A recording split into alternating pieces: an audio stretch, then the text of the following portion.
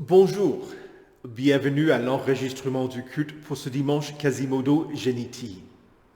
Cette phrase en latin veut dire « comme des enfants nouveau-nés ». Il s'agit des personnes qui ont été converties, qui ont étudié la foi chrétienne, qui sont devenues enfants de Dieu lors du culte de la vigile de Pâques. Alors l'Église dit « oui, vous êtes chrétiens, mais vous n'avez pas encore grandi dans la foi. Alors il faut continuer à étudier, à rester en Christ pour persévérer. Aujourd'hui, nous allons continuer l'enseignement essentiel de la foi chrétienne, en particulier le pardon de nos péchés. Nous commençons avec l'introïde. Comme des enfants nouveau-nés, désirez le lait pur de la parole. Ainsi, grâce à lui, vous grandirez pour le salut.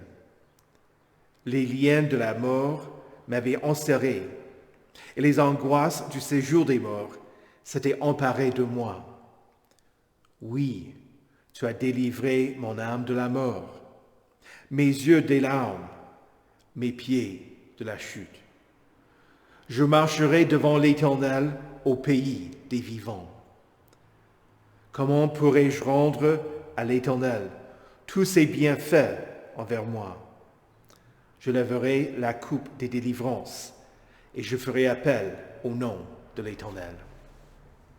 Au nom du Père et du Fils et du Saint-Esprit.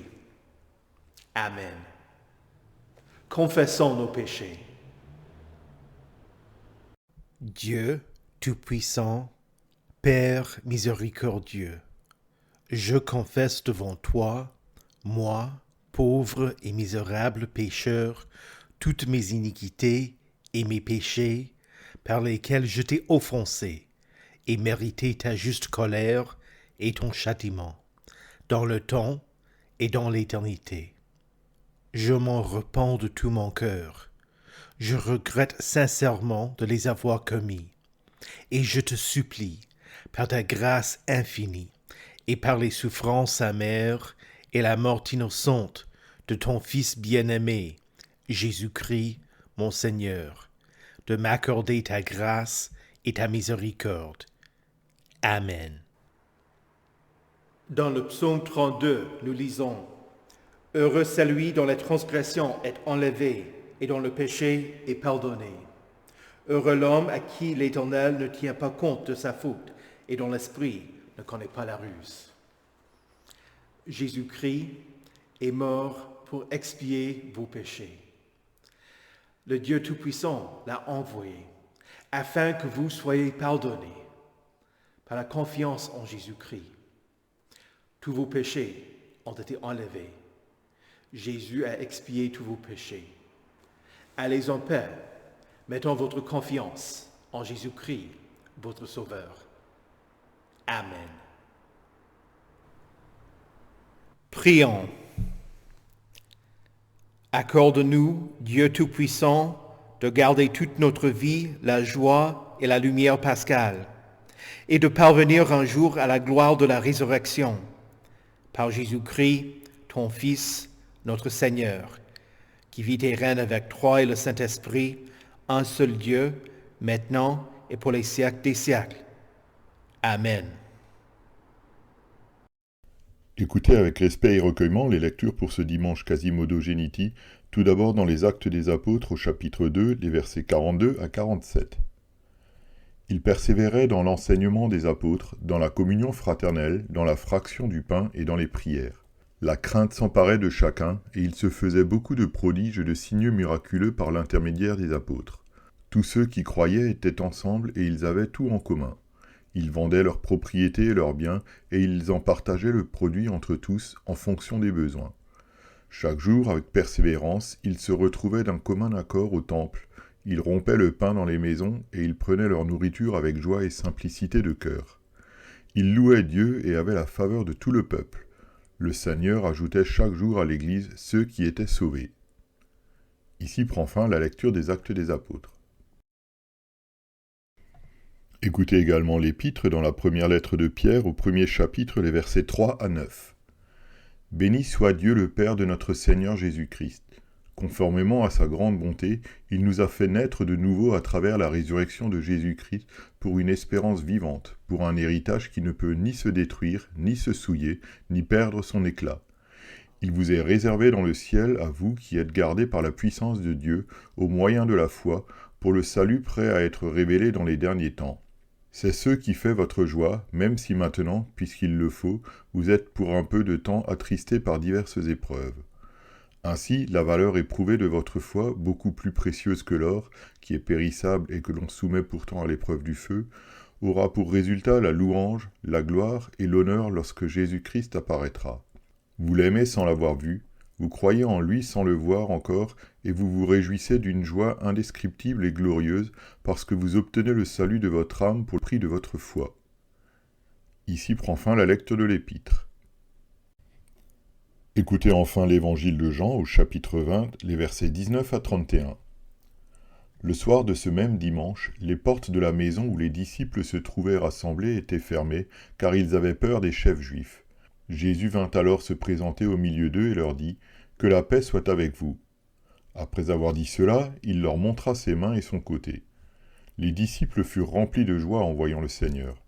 Jésus leur dit de nouveau « Que la paix soit avec vous ». Tout comme le Père m'a envoyé, moi aussi je vous envoie. Après ces paroles, il souffla sur eux et leur dit, « Recevez le Saint-Esprit. Ceux à qui vous pardonnerez les péchés, ils leur seront pardonnés. Ceux à qui vous les retiendrez, ils leur seront retenus. » Thomas, appelé Didyme, l'un des 12, n'était pas avec eux lorsque Jésus vint. Les autres disciples lui dirent donc, « Nous avons vu le Seigneur. » Mais il leur dit, « Si je ne vois pas dans ses mains la marque des clous, si je n'y mets pas mon doigt, et si je ne mets pas ma main dans son côté, je ne croirai pas. » 8 jours après, les disciples de Jésus étaient de nouveau dans la maison, et Thomas se trouvait avec eux. Jésus vint alors que les portes étaient fermées, se tint au milieu d'eux et dit, « Que la paix soit avec vous. » Puis il dit à Thomas, « Avance ton doigt ici et regarde mes mains. Avance aussi ta main et mets-la dans mon côté. Ne sois pas incrédule, mais crois. » Thomas lui répondit, « Mon Seigneur et mon Dieu. » Jésus lui dit, « Parce que tu m'as vu, tu as cru. Heureux ceux qui n'ont pas vu et qui ont cru. » Jésus a accompli encore en présence de ses disciples beaucoup d'autres signes qui ne sont pas décrits dans ce livre. Mais ceux-ci ont été décrits afin que vous croyiez que Jésus est le Messie, le Fils de Dieu, et qu'en croyant vous ayez la vie en son nom. Ici prend fin la lecture de l'Évangile. Heureux ceux qui écoutent la parole de Dieu et qui la gardent. Confessons notre foi. Je crois en Dieu, le Père Tout-Puissant, Créateur du ciel et de la terre. Je crois en Jésus-Christ, son Fils unique, notre Seigneur, qui a été conçu du Saint-Esprit et qui est né de la Vierge Marie.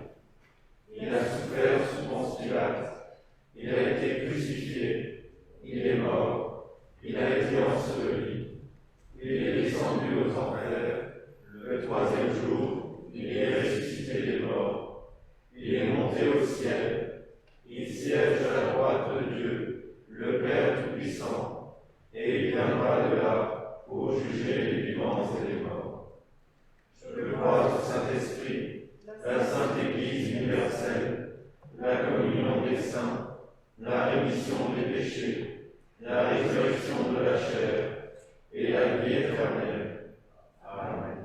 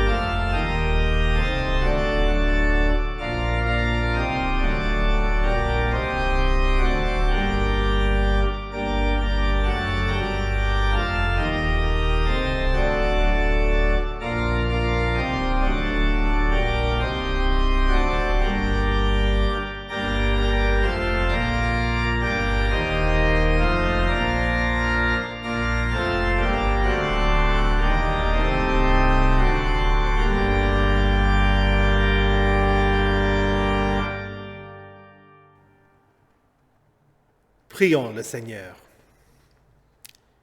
Seigneur Jésus, toi qui es la source du pardon, nous te rendons grâce de ce que tu sois apparu parmi tes disciples. Tu leur as donné l'Esprit Saint et tu les as envoyés pour pardonner à ceux qui se repentent et pour retenir les péchés de ceux qui refusent de se repentir. Nous te louons de ce que tu nous donnes l'Esprit Saint, afin que nous annoncions ton pardon et ayons la certitude que tu nous as pardonné. Amen. Alléluia! Christ est ressuscité. Il est vraiment ressuscité. Alléluia!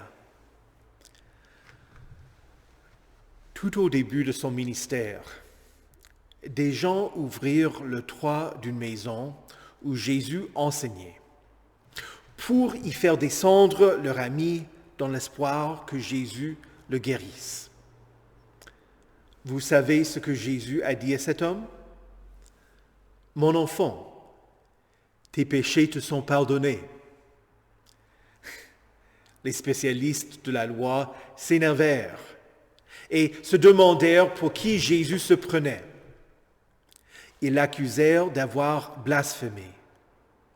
Mais le Seigneur Jésus leur répondit. Qu'est-ce qui est le plus facile à dire aux paralysés? Tes péchés sont pardonnés?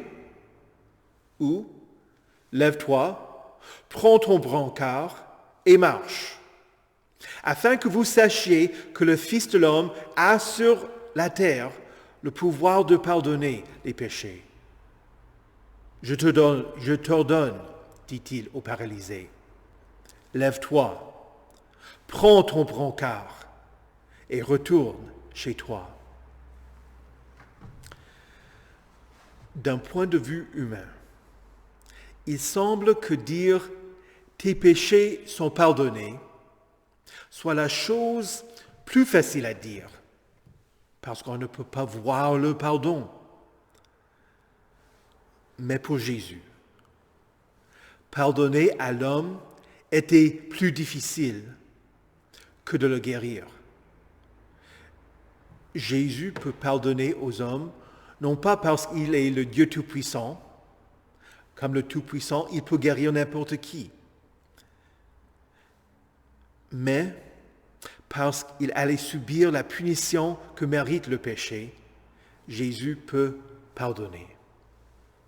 En disant « tes péchés sont pardonnés », Jésus savait que cela allait nécessiter sa mort. Au cours de mon ministère, certains visiteurs au culte qui ne comprennent pas l'absolution m'ont reproché d'avoir absous des gens après la confession des péchés. Chaque fois, à la fin du culte, la personne s'approche de moi et me dit la même chose que les spécialistes de la loi. Qui peut pardonner les péchés si ce n'est Dieu seul? Et ils ont raison.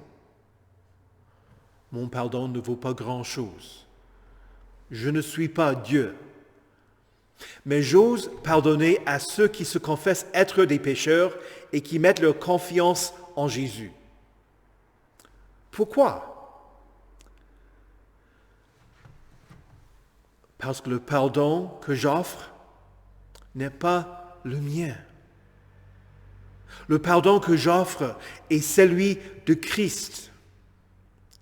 Jésus dit à ses disciples, quand il les envoya dans toutes les villes, « Celui qui vous écoute, m'écoute. Celui qui vous rejette, me rejette. » Vous ne m'écoutez pas pour m'écouter, mais pour écouter Jésus. Il vous pardonne. Plein de gens pensent que l'Église existe pour inculquer la morale. Oui, l'Église enseigne la loi de Dieu. Mais plus important que cela, il faut que l'Église renforce chez les gens l'idée quel est le lieu où il faut se rendre quand on a commis un péché. C'est ici que vous entendrez que vos péchés ont été pardonnés, que vous êtes pardonnés. Ici, au culte, vous devez trouver un refuge. Ici, vous serez rassurés quant à l'amour du Sauveur, peu importe ce que vous avez fait. Ici, c'est le royaume de grâce de notre Dieu. Ce n'est pas l'endroit pour les gens dignes, mais pour ceux qui ne méritent rien. Ici, ils trouvent grâce. Jésus établit le saint ministère afin de mettre à part des hommes à qui est confiée la tâche d'absoudre. Comme je l'ai déjà dit, mon pardon ne vaut pas grand-chose. Mais je suis ici pour annoncer la parole du Christ ressuscité. Dans la confession d'Augsbourg, nous lisons « C'est pour que nous obtenions cette foi qu'a été institué le ministère dont la tâche est d'enseigner l'Évangile et d'offrir les sacrements. » En effet, c'est au moyen de la parole et des sacrements, comme au moyen d'instruments, qu'est donné l'Esprit Saint, qui opère la foi, où et quand Dieu l'a cru bon, chez ceux qui écoutent l'Évangile. Autrement dit, c'est à cause du Christ et non à cause de nos mérites que Dieu justifie ceux qui croient, qui sont reçus en grâce à cause du Christ. Galates 3, chapitre 8. Afin que nous recevions au moyen de la foi la promesse de l'Esprit. Fin de citation. La nuit de la résurrection, quand Jésus apparut à ses disciples dans la chambre haute, il leur annonça la paix. Ce faisant, il pardonnait aux disciples qui l'avaient abandonné et trahi. Il ne s'approcha pas d'eux pour se venger et les punir. Non. Il était là avec grâce et non pas en colère. Il vint à eux avec miséricorde et non pas avec un esprit de vengeance. Nos actes pourront avoir des conséquences temporelles et éternelles. Mais l'Église n'est pas là pour condamner éternellement, mais toujours pour conduire tout le monde vers Christ et les conduire vers le pardon qu'il offre. Chers chrétiens, quand vous venez au culte, vous êtes comme les disciples dans la chambre haute.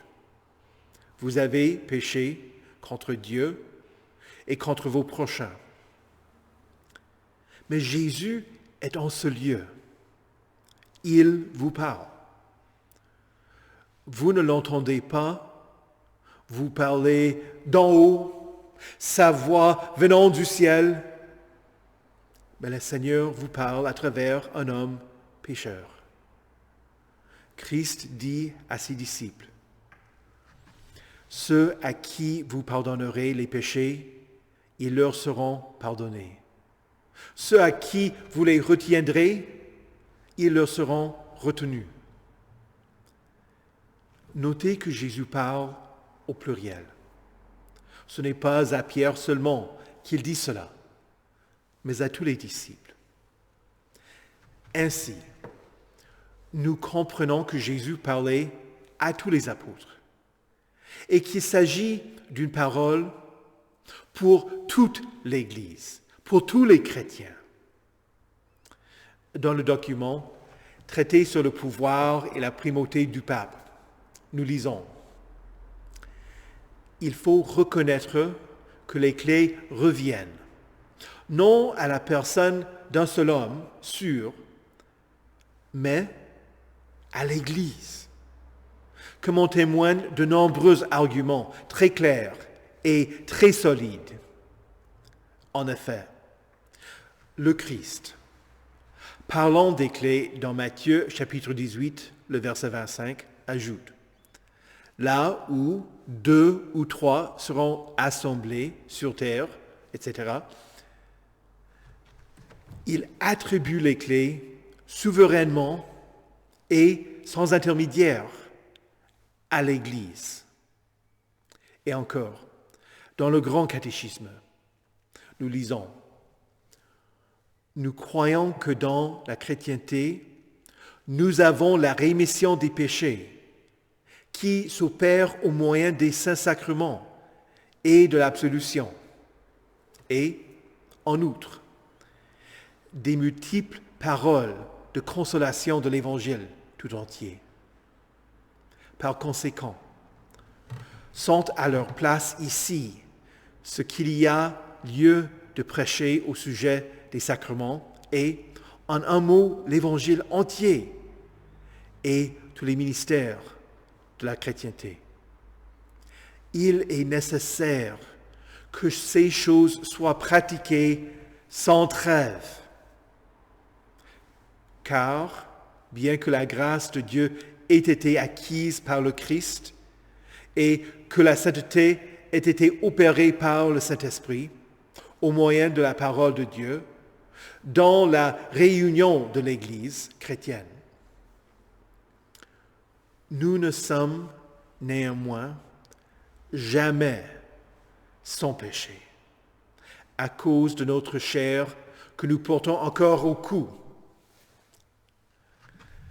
C'est pourquoi tout, dans la chrétienté, est ordonné à cette fin, que l'on cherche là, chaque jour, purement et simplement, la rémission des péchés par le moyen de la parole et des signes, pour consoler et relever notre conscience aussi longtemps que nous vivons ici-bas. Fin de citation. Je veux souligner une phrase. Il est nécessaire que ces choses soient pratiquées sans trêve, c'est-à-dire sans arrêt. Il ne suffit pas d'en parler, du pardon. Il faut mettre en pratique cet enseignement. Et il ne s'agit pas seulement des pasteurs au culte, mais chaque chrétien est appelé à vivre en pardonnant aux autres, sachant que Jésus lui a pardonné en premier. Sachant qu'il ne donne pas son pardon, mais il annonce la grâce de Dieu. Vous qui êtes parents, faut-il toujours avoir raison? Ou est-ce que vous savez confesser à vos enfants que vous avez eu tort quand c'est le cas? Et quand il faut punir un enfant, avez-vous aussi lui annoncé le pardon de ses péchés? Ou est-ce que vous avez dit quelque chose comme « Ne le fais plus » et votre époux, quand il a dit « Je suis désolé », comment est-ce que vous répondez? « C'est pas grave, pas de problème ». Quand lui avez-vous dit la dernière fois « Je te pardonne » Dans la lettre aux Colossiens, l'apôtre Paul écrit que la paix de Christ à laquelle vous avez été appelés pour former un seul corps règne dans votre cœur. La paix de Christ vous appelle à être unis les uns aux autres, à former un seul corps, c'est-à-dire une paroisse. Est-ce que vous êtes en paix avec les frères et sœurs? Ou Y a-t-il des personnes avec qui il faut que vous soyez réconciliés?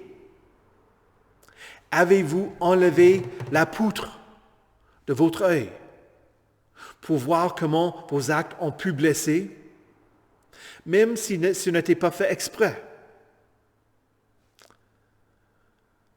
Vous êtes-vous approché de ceux contre qui vous avez commis un péché pour demander pardon?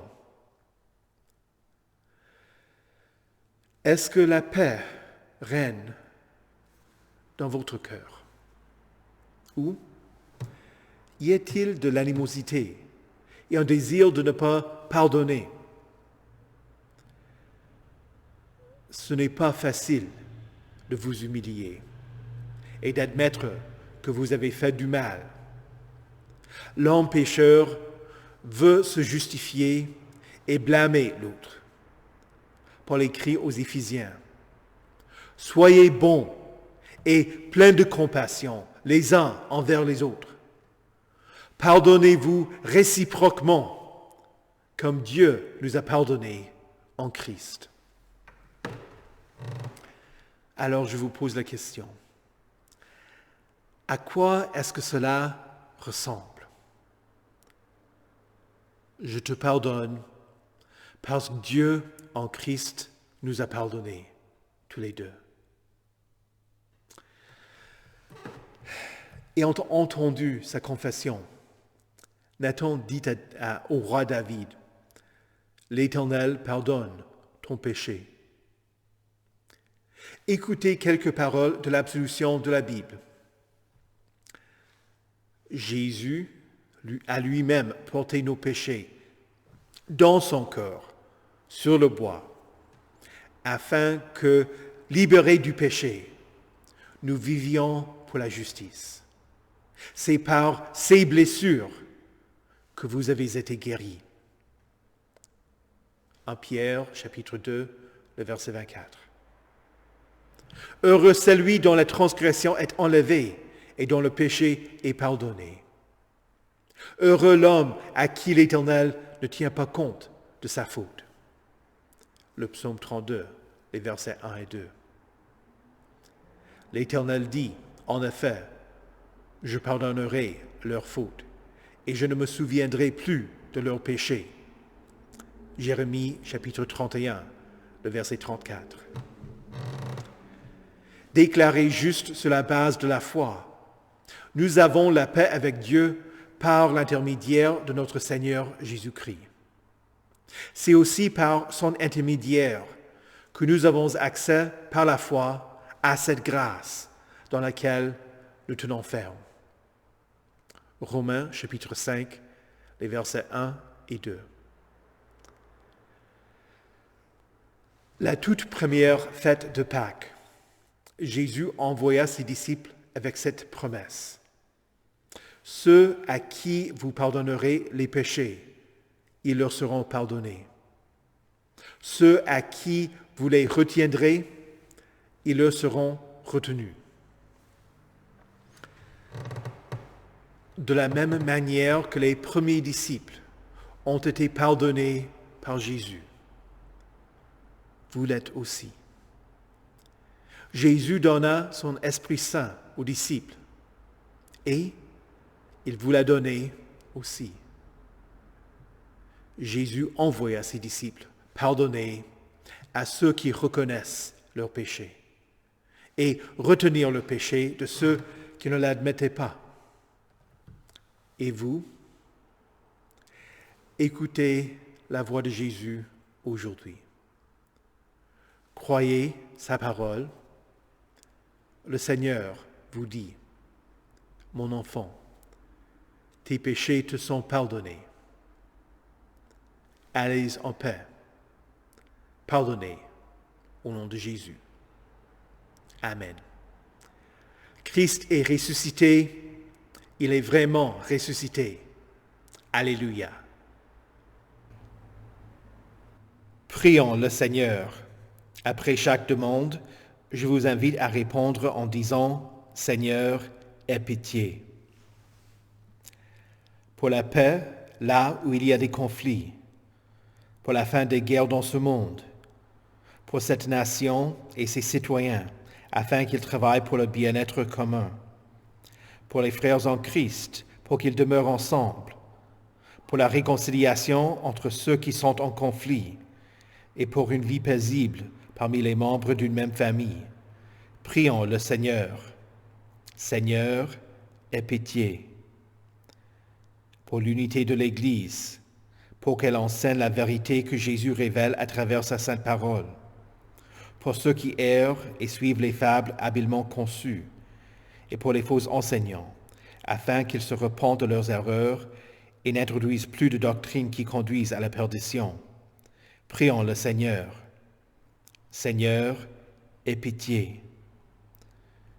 Pour les confirmants de notre région, afin qu'ils grandissent dans la foi. Pour ceux qui confesseront leur foi prochainement, afin qu'ils restent inébranlables. Et pour ceux qui ont assisté au week-end des confirmants à Mulhouse, afin qu'ils retiennent ce qu'ils ont appris, bénéficient d'un temps fraternel avec des frères et sœurs en Christ et rentrent en sécurité.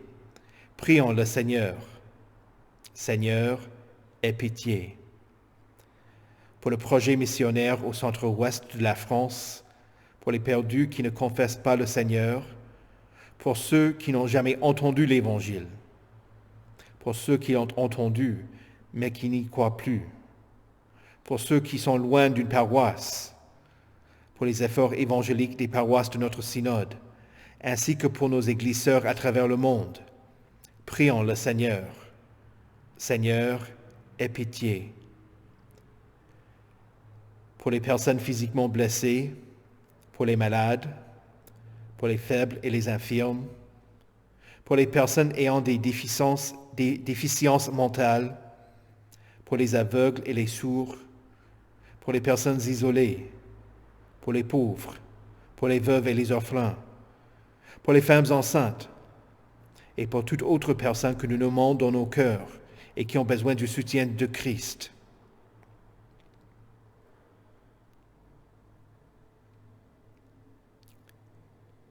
Prions le Seigneur. Seigneur, aie pitié. Ô Dieu, Père, Fils et Saint-Esprit, pour ces demandes, ainsi que pour toute autre personne qui nous tient à cœur et qui est en difficulté, nous te demandons d'agir selon ta parole et ta promesse, et nous prions comme Jésus nous a enseigné à prier. Notre Père, qui es aux cieux, que ton nom soit sanctifié, que ton règne vienne, que ta volonté soit faite sur la terre comme au ciel. Donne-nous aujourd'hui notre pain de ce jour. Pardonne-nous nos offenses, comme nous pardonnons aussi à ceux qui nous ont offensés. Et ne nous laisse pas entrer en tentation, mais délivre-nous du mal. Car c'est à toi qu'appartiennent le règne, la puissance et la gloire, au siècle des siècles. Amen. Recevez la bénédiction de l'Éternel. Que le Seigneur vous bénisse et vous garde. Que le Seigneur fasse luire sa face sur vous et qu'il vous accorde sa grâce. Que le Seigneur tourne son visage vers vous et qu'il vous donne sa paix. Amen.